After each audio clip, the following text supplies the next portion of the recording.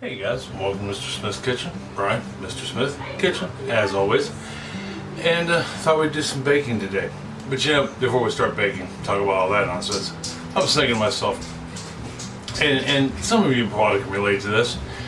You know, 20 years ago, when I had just kind of hit adulthood, you know, was in my, I had hit my 30s at any rate.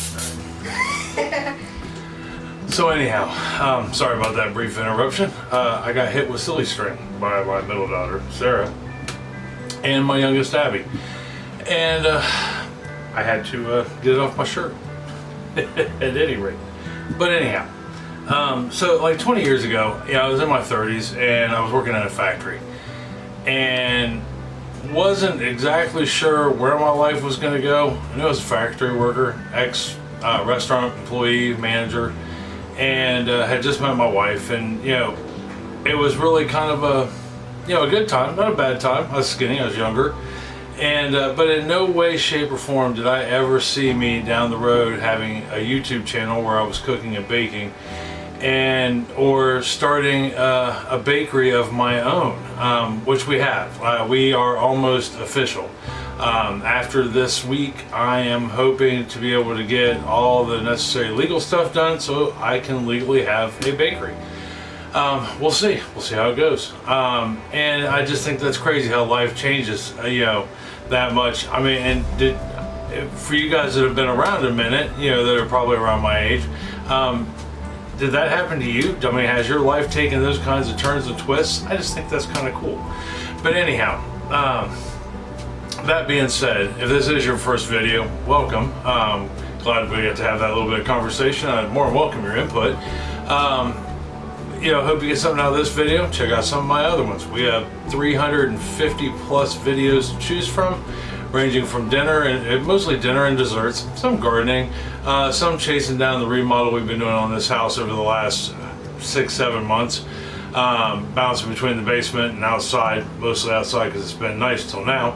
And if you're returning to my channel, thank you. I thank you very much. I appreciate you stopping back by. If you are one of the several new subscribers, my goodness, we have been growing in leaps and bounds, this community has, which is awesome. Because that means that there's people out there that want to be good neighbors, that are, looking to get through the food and communicate and meet new people and, have a common interest. That's just awesome to me. But anyhow, welcome and thank you. On that same note, don't forget to like, subscribe, and share. That's what gets us out in the algorithm and continues to grow our community. I think if we keep the pace we're going, we could easily, be at 1,000 subscribers by the end of the year. That would be something amazing, I think. Hands down. So that being said, let's head on down here to the counter where we are going to make an apple cinnamon cupcake with a wonderful buttercream whipped topping that has snickerdoodles all over it. And I think they're going to be tender and delicious. I've never made them before, so I don't know. But we're about to find out together, right? I will give you all your measurements and cups, tablespoons, teaspoons, along with grams, so that way everybody, no matter where you are, can play along. And yeah, I think that's it. So let's head on down here to the counter and we'll look over real quick what you're going to need, and we'll start putting together some cupcakes. All right, hold on for me 1 second. Okay, we're down here at the counter. So first thing we're going to need to do is go ahead and turn our oven on 350 degrees. We'll go ahead and get that turned on. My oven's been rocking and rolling all day. We have been steadily baking cookies. In this case, I got 65 ice cookies to go out, and then I had to make some snickerdoodles for this for these cupcakes, only because nobody in town sells pre-made snickerdoodles. No grocery store at any rate. But anyhow, that being said, things you will need for this. I'm going to use my stand mixer. You are more than welcome to use a hand mixer. I don't know if doing this by hand would work, but you could try with just a whisk. Put our oven on 350 degrees. You will need at least a small to medium sized bowl on top of whatever you're mixing in. And then I highly recommend a scale. if for no other reason, it gives you accuracy. You know, so you make it this one time. Let's say you really like this recipe, your family really likes this recipe, and you want to make it again. Well, with a scale and using grams, as the case may be, it gives you the same consistency every time you make it. Where if you're just measuring with a measuring cup, you know, you might pack it in that measuring cup a little more this time than you did the last time, and it can throw things off a little bit and give you a different taste. So that's enough lecture on that. Scales are cheap, you know, 20, 25 bucks. You got a scale and they are good to go. And now, the first thing we need to do is something I already did because I wasn't thinking when I was putting it all together. I had to get my paddle attachment. Yeah, if you're using a stand mixer, paddle attachment. Is we're gonna put our dry goods together, which I already did. Our dry ingredients. I wasn't thinking, and I just dumped them all in the same bowl, started whisking, and was like, Brian, what are you doing? But in this bowl, I have 1 1/4 cup, 150 grams of flour. I have 2 teaspoons, 8 grams of baking powder, and a half a teaspoon, 2 grams of salt. And all I did was put them in the bowl, whisk them together. Dry goods are done. The next thing I did was, and you can buy cinnamon sugar at the store already done up, but I make my own, and I made up some cinnamon sugar, and this is just 1 1/2 tablespoons of cinnamon. Which is about 2 grams. Cinnamon's so light it's hard to register on at least my scale. I don't have a third digit. So, but it's about 1 1/2 grams of cinnamon to 1/4 cup, 50 grams of sugar, and then I just used a fork and mixed it together. That gets rid of, that takes care of all our dry stuff. So now we're just down to the wet stuff. When you turn your oven on, go ahead and get your cupcake liners together. This makes 12 to 14 cupcakes, so I'm going to bank on 12. I just went ahead and got my liners in there, oven on, got my dry goods mixed together, got my cinnamon sugar made. You know, like I said, you can buy it. And there we go. So now all we have left to do is we can start with our wet, right? That didn't take no time at all.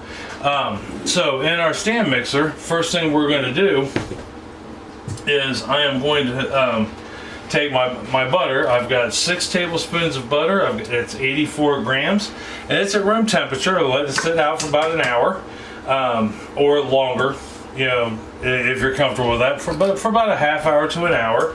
And to that, our 6 tablespoons of butter, we're going to add 3/4 cup, 150 grams of sugar. We'll put that in there, and then we're going to go ahead and mix this together. We're going to cream our butter and blend it with the sugar, and we're going to make it what they call light and fluffy. It's going to have like a mashed potato consistency, and I'll show you that when it gets mixed up. It's going to take about 3 to 4 minutes. All right, we got that light and fluffy. And light and fluffy, yeah, and I know I've said this before, you've probably heard me say it, but nobody ever said in any of the videos I ever watched or anything I ever read what exactly light and fluffy was. But I figured it out, so I will share it with you. First, I'm going to scrape this down off the sides of the bowl, and then I will show you. That is light and fluffy. See how it looks like mashed potatoes? That's kind of what you're looking for, is a mashed potato consistency. So go ahead and get our bowl scraped down. This is something you want to get in the habit of doing, is just scraping down your bowl. Your bowl will always have dead spots in it. Oven's ready to go. So the next thing we're going to add to this is some sour cream. I've got 6 tablespoons, which is 86 grams of whole sour cream. It's full fat sour cream. Nothing we bake here is healthy. I'm just throwing that out there now if you're new to my channel. We do some old school recipes. We do some very unhealthy recipes as far as, you know, fat content and sugar goes. Although I'm sure we could find substitutes for some things. But anyhow, 6 tablespoons, 86 grams of sour cream, and I'm going to add just a 1/4 teaspoon, 1 gram of vanilla, baking vanilla. We'll go ahead and throw that in there. And then we're going to combine this. We'll mix it till it's combined. It means it's just together. We don't want to sit here and whip it forever. All right, we are combined. It took all of like 5 seconds, maybe 6, but we are there, and now we are creamy and light. Yeah, when it says light and fluffy on the butter, also, you notice that the butter wasn't really yellow anymore. It was more of a white. That's what they're talking about with the light part. So light and fluffy. It looks like mashed potatoes. It is no longer yellow in color. So on and so forth. All right, so we just combined our sour cream and our vanilla in there. So the next thing we're going to add is 3 egg whites, which is roughly 46 grams total. It's going to vary on your egg, but they came from large eggs. It was 3 large eggs. I just took the whites out of them. And it says to put the egg whites in 2 parts. So there's the first part, and I just noticed I have a little bit of shell in there. Now, if you find you get shell in your egg while you still have the shells in your hand, if you stick the shell in the egg, it'll automatically attract the shell and pull it in. Once that's combined in there, we're going to put the other half in there, and then we're going to turn this up a little bit, and we're going to mix it until it is well combined, which means it's really together. Okay, so we got the egg yolks in there and well combined. And I'm here to tell you, this almost looks like royal icing, you know, or like drizzle icing that you would put on cinnamon rolls. Let me show you here real quick if I can. Ooh. But see, I mean, it's just got that nice kind of royal icing look, you know, the beginning stages of it at any rate, or drizzle icing, as the case may be. But when we go ahead, once again, give this a good mix around, make sure we don't have anything stuck on the bottom there. And we did. See, I got that giant clump right there on the, I don't know if you can see it or not, right there. That means that not everything was as incorporated as we thought it was. That's why it's important to scrape the bowl. Now, if you have to, let's say you got huge clumps in there or something like that, you can always turn the mixer back on. Not a big deal. You know. So the next thing we're going to do is, in this bowl here, I have 8 tablespoons, 129 grams of apple butter. And here I have 2 tablespoons, 30 milliliters of whole milk. I'm going to mix those two together, just like such. I'm going to pour the whole milk into the apple butter. Grab me a little spatula, and we're going to mix this up.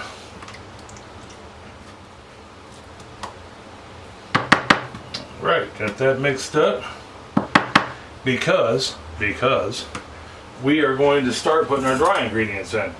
So we'll take our dry ingredients, and what we're going to do is we're going to put half of this in. All right, we're going to do it in 2 parts. We're going to put half of this in, and it doesn't have to be precise, you know, but half. And we'll go ahead and get this mixed up. All right, we got that mixed up. So now we will take our apple butter mix here, our milk and apple butter, and we're going to put that in. Maybe.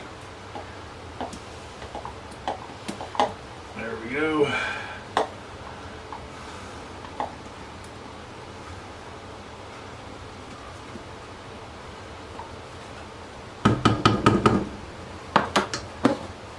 And then we'll get that mixed in. And then, now that we got our apple butter somewhat incorporated, we're going to go ahead and put the other half of the dry ingredients in, just like that. And then we'll get this mixed. Then we'll be ready to put it in the. Well, once this mixes, we'll give it a good scrape, like we've been doing, and then we'll be ready to put it in the cupcake holders. All right, we got our batter is done, looking delicious. And I can tell you just by the little bit I got on my fingers, it doesn't taste bad. So our next step, which I won't bore you with all of them, but is going to be, we're going to fill the cupcake holders about halfway up, just like such. And then we will take a minute. We're going to take some of this cinnamon sugar that we made up. We're going to put it on top of that, just like that. And then we'll take some more of our cinnamon, or some more of our batter, and we're going to fill this bad boy up 2/3 full. All right, we don't want to go more than 2/3 full, because then we won't be making cupcakes anymore. We'll be making muffins. And if you get it just a little higher than that, like I did here, I don't know if you can see that or not. Yeah, you can just take your spoon, pull a little bit of it out, or take a spoon, pull a little bit of it out, and then let it go flat. So we'll do one more. Matter of fact, you know what we're going to do? Instead of using the cupcake holder for I use an ice cream scoop to do mine with. Now, when I'm making these not on camera, I actually use my scale. For ones I make on a regular basis, like for friends or whatever, I'll use my scale. That way we get them even. That's important, that you get your batter even, so that way when you bake them, they're consistent. So half full with batter, some cinnamon sugar, and then we'll go the rest of the way with batter, as not to exceed 2/3 of the way, if at all possible. All right, there we are. So I'm gonna go ahead and get these other 10 filled up. When I come back, we'll get them in the oven and talk about how long to bake them for. All right, hold on for me 1 second. Okay, so we got them full.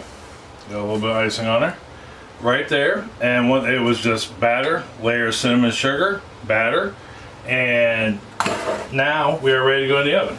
So we'll go ahead and get these in the oven. I'm gonna quit licking my fingers. I can't help it, this batter's really good. And try not to catch it on fire with paper that just fell. That's an important paper too. And now we just gotta let them bake. So the original recipe calls for 18 to 20 minutes. Or it might have been, no, 17 to 19 minutes. I'm gonna say 17 to 20 minutes, just because, I mean, it really varies and depends on your oven. I know my oven, every cupcake I have made to date, 19 minutes. Doesn't matter what cupcake, what kind, what flavor, how big, 19 minutes.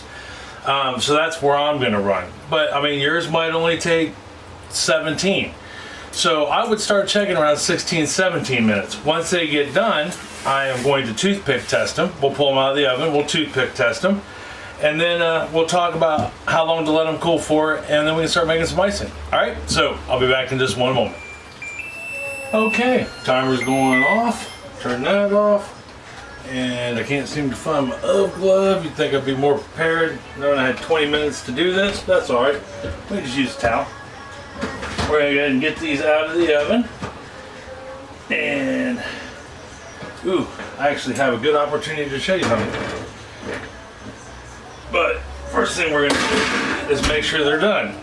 So I always take the two center ones, run my toothpick down the center of it, and pull it out, and see how it doesn't have anything on it. Just a little bit of crumb here and there on the very tip, and that's it on that one. And then I check this one here. Oh, let's do a double check, just because I had used the same end. Yeah, we're good. But see how it's got crumb on it, but no batter. That's the important thing. Wow, that's good. All right, so go ahead, close that back up there where I made a mess. But something I want to show you real quick. Let me turn this off. So now you know, if it comes out like, as long as it's not batter, you're good. But this is why I use a scale when I make my cupcakes regularly. See how this one here is off the edge, but these ones here are still in the, down into the cake. That's because I had more in this one than I did in this one, where if I use a scale to do this, it comes out even. So as these cool, I have found that they will shrink. So what I do when I have that happen, when they go over like that, is I go ahead and I take a spatula and I lift them off, make sure they're not connected to the pan. And what it'll do, in most cases, not all cases, but in most, it will, when they cool and they shrink a little, because they all shrink a little, it will bring it in off that side.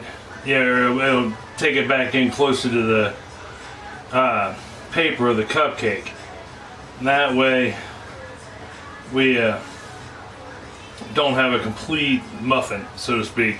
I always just think they look like muffins versus a cupcake, because a cupcake is a cake that's in a cup, not over the edge, in my opinion. Now, it doesn't hurt anything. They're still going to taste tender and delicious, and in this case they're just for us. It's not like we're making them for anybody. But anyhow, so what we'll do is we're going to let these cool in the pan for about 5 minutes. That'll give the pan the opportunity to cool down enough I can handle it without a towel or my oven glove if I ever find it. And then we'll take them out. We're going to let them cool on this rack that this is sitting on, and we will start making some icing.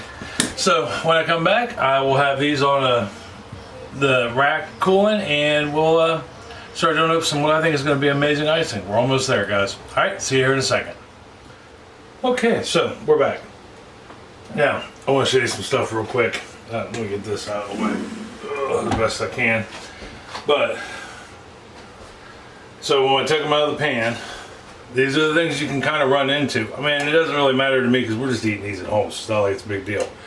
But this was the biggest muffin top we had. See how it doesn't have its top anymore? It's because it came off the minute I pulled it out of the pan. This one here, the edges broke off.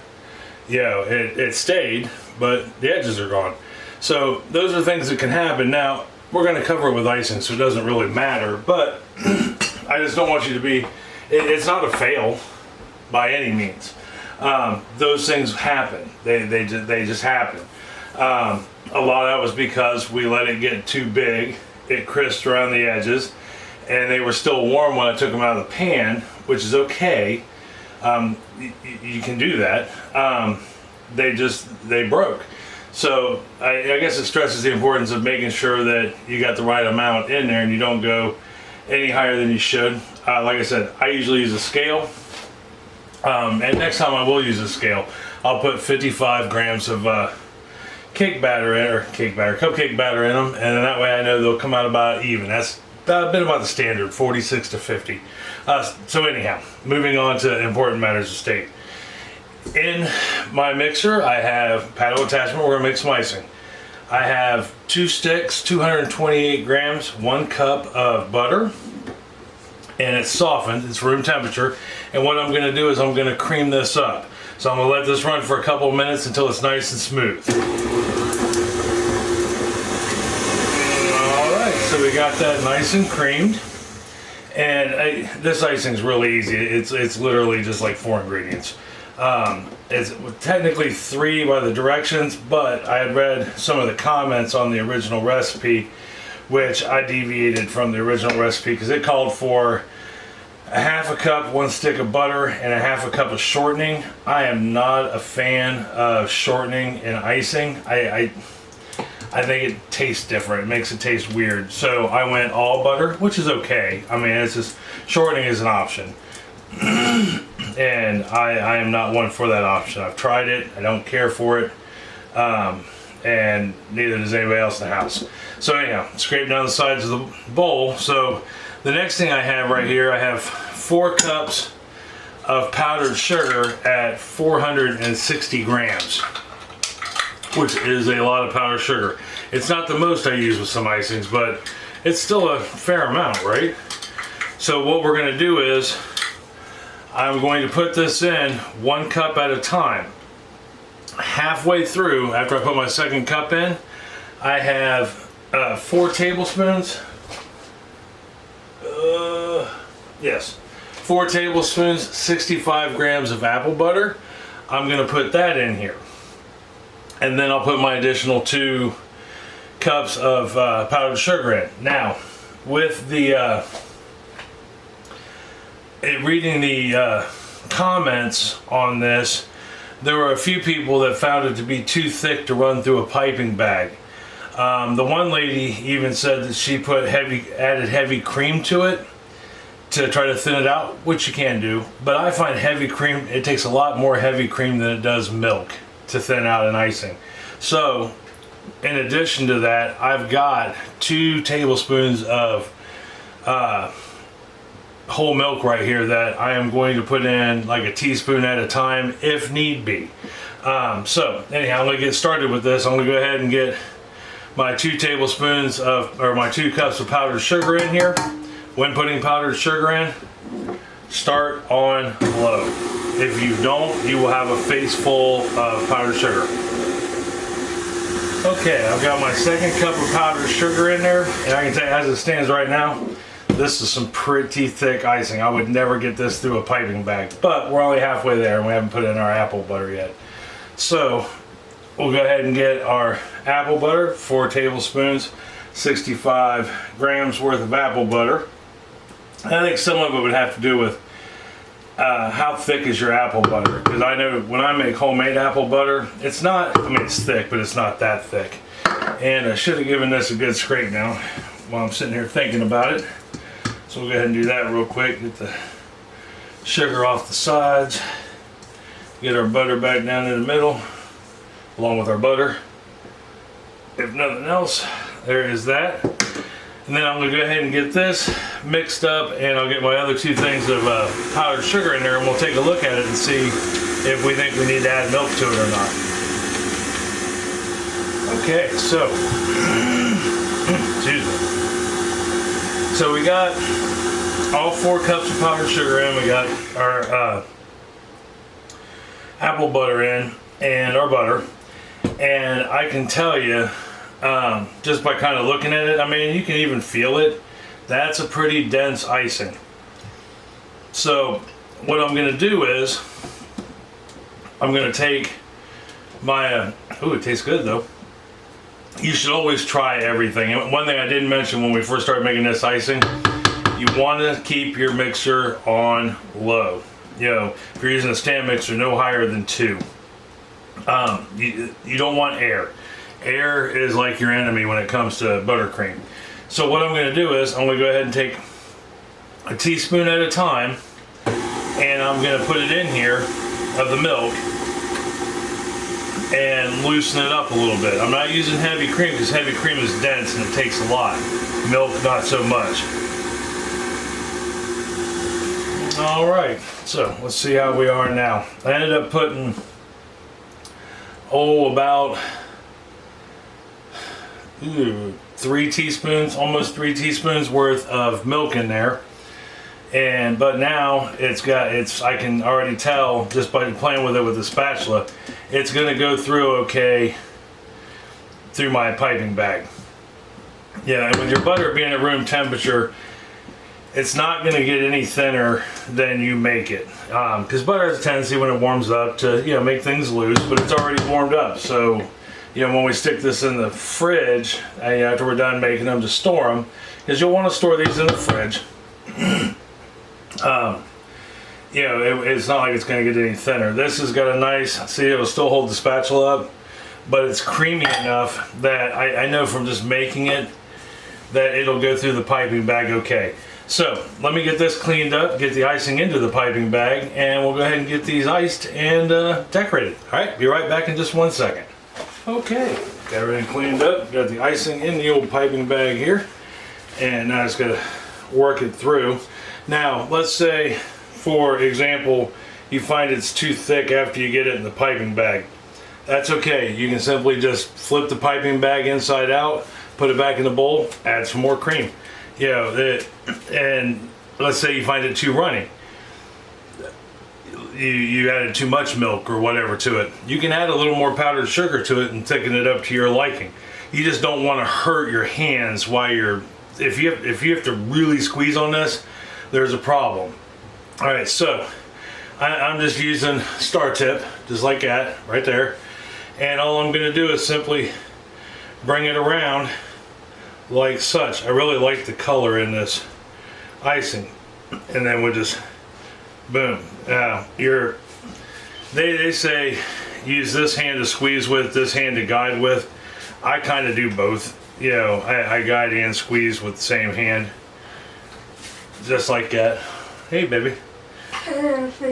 And just like that. That's soft? Mm-hmm. What did I see? Mm-hmm. Okay, we got them iced, and see, look, you wouldn't even know that those had broken or there was any damage to them at all.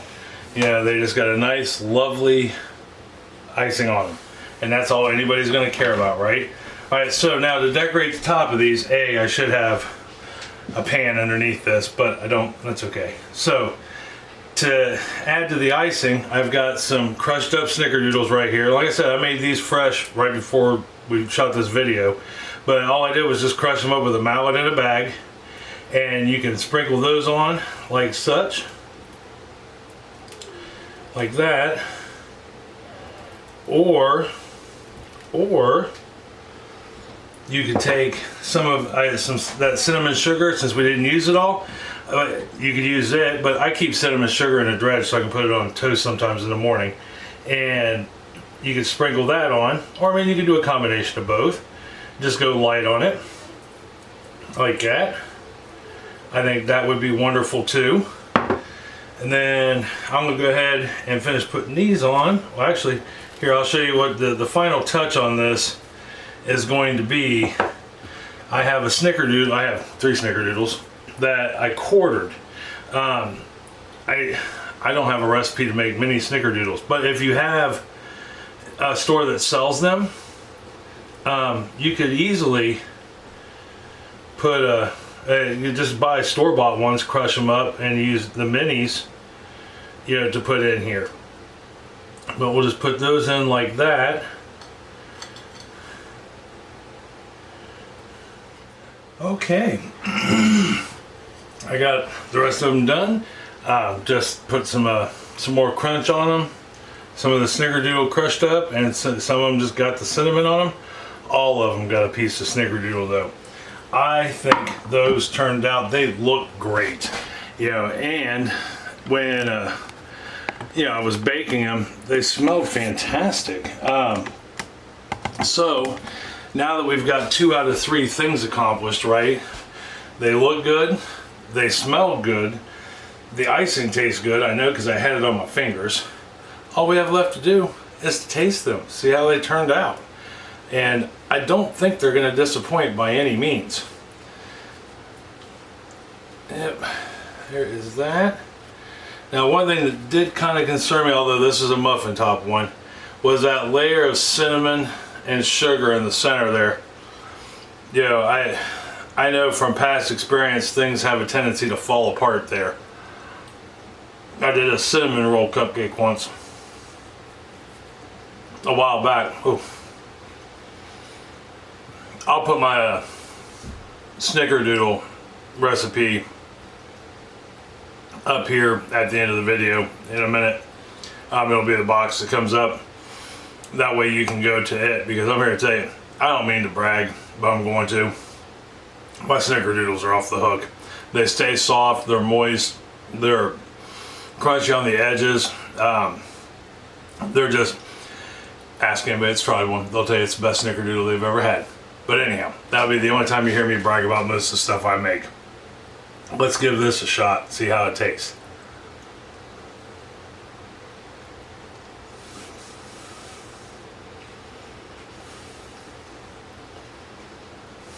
Okay.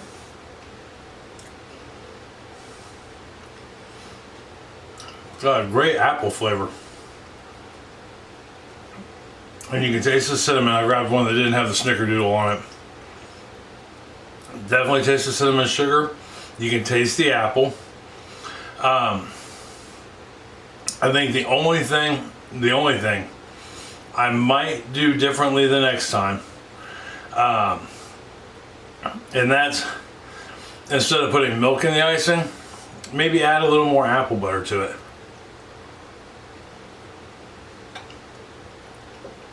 But it's smooth and it's creamy. And you can really, yeah, that apple butter's off the hook.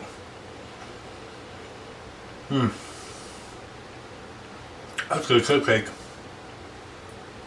I like it. I like it a lot. And I'm gonna have diabetes, I keep eating it.